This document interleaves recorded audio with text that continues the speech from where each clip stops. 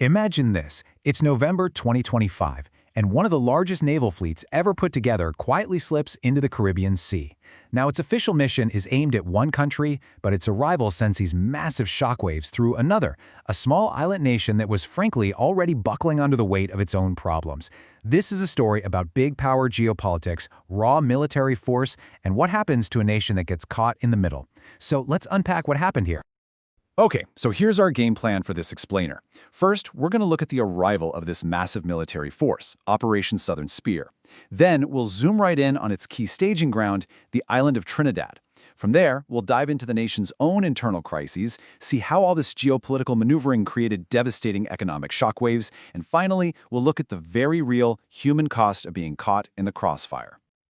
All right, let's set the scene. The year is 2025. A new U.S. administration kicks off something called Operation Southern Spear. And just like that, the Caribbean stops being a tourist destination.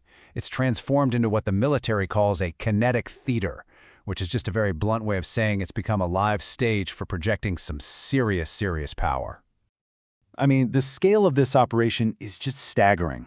We're talking about the USS Gerald R. Ford, the largest aircraft carrier in the world, leading a full strike group. It's got an amphibious assault ship with over 2,000 Marines on board, and it's all backed up by F-35 stealth fighters and Reaper drones that provide 24/7 surveillance. You have to understand, this isn't just a warning shot. This is a battle-ready force preparing for a real fight. So who was all this firepower aimed at? Well, the explicit target is Venezuela. The official line is that it's all about stopping drug trafficking, but the strategic goal is crystal clear: to put overwhelming maximum pressure on the Maduro government. Now, you can't just have all that military power floating around aimlessly. It needs a logistical hub, a stable anchor point close to the action. And this is where the twin island republic of Trinidad and Tobago gets pulled right into the center of the storm, becoming the geopolitical fulcrum for the whole operation. And here's the one fact that changes absolutely everything: proximity. We're talking about just 7 miles. That is the tiny sliver of water separating Trinidad from the Venezuelan coast. Think about that. This geographic reality makes the island both a completely indispensable staging ground for any military action and, at the very same time, terrifyingly vulnerable to any and all of the fallout. You know, even before the main fleet showed up, U.S. Marines were already on the ground in Trinidad. They're running these joint exercises, practicing urban warfare and night raids, all focused on achieving something called interoperability. That's a technical term, but what it really means is plugging Trinidad's own defense force directly into the U.S. command structure. Local forces were now feeding intelligence in real time to American warships. Trinidad was no longer just a neighbor to the conflict. It had become a literal cog in the American war machine. But here's the thing. This immense external pressure didn't land on some stable, peaceful nation. No, it collided head-on with a country that was already fracturing from the inside, a nation deep in the grips of its own severe pre-existing crisis. There's actually a specific term for this that the source material uses: a polycrisis. It's when you have multiple separate crises, economic, political, social, all hitting at the same time. They start feeding off each other and create this perfect storm where the combined impact is just catastrophically worse than each problem on its own. And in Trinidad, wow, the elements of this polycrisis were all there. The country's industrial backbone was starting to collapse, the government was spending money it absolutely did not have, parliament was in chaos, and organized crime had gotten so bold it was literally plotting assassinations against government ministers. The whole nation was a tinderbox, just waiting for a spark. And that brings us to the economic consequences. Because you got to remember, military power isn't just about ships and planes anymore. It's also about legal and economic warfare that can totally cripple a nation without a single shot ever being fired.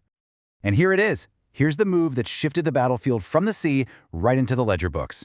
With the stroke of a pen, the U.S. State Department designated a shadowy group inside the Venezuelan state as a foreign terrorist organization.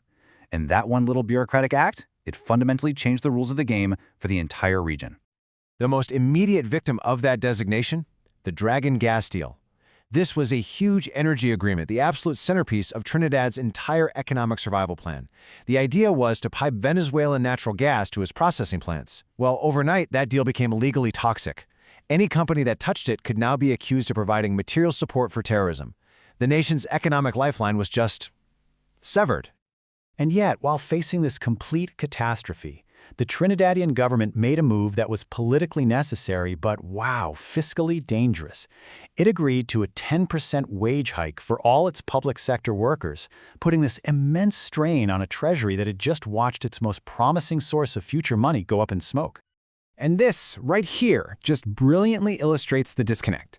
At the exact same time the government was jacking up its wage bill, a major industrial giant, Nutrien, announced it was shutting down its nitrogen plant. Just like that, 600 high-skill, high-paying jobs gone. The country was spending more while earning dramatically less, and it was accelerating its path right toward a fiscal cliff. So all of these high-level moves, the military ones, the legal ones, the economic ones, they all eventually land on the shoulders of ordinary people. So let's take a look at the real human cost for those who were living on the ground right underneath this geopolitical clash. For the local fishermen in the Gulf of Paria, this U.S. naval presence wasn't some abstract idea. It was a constant, daily threat. With these heavily armed warships aggressively hunting for trafficking vessels, the fear of being mistaken for a target was very, very real.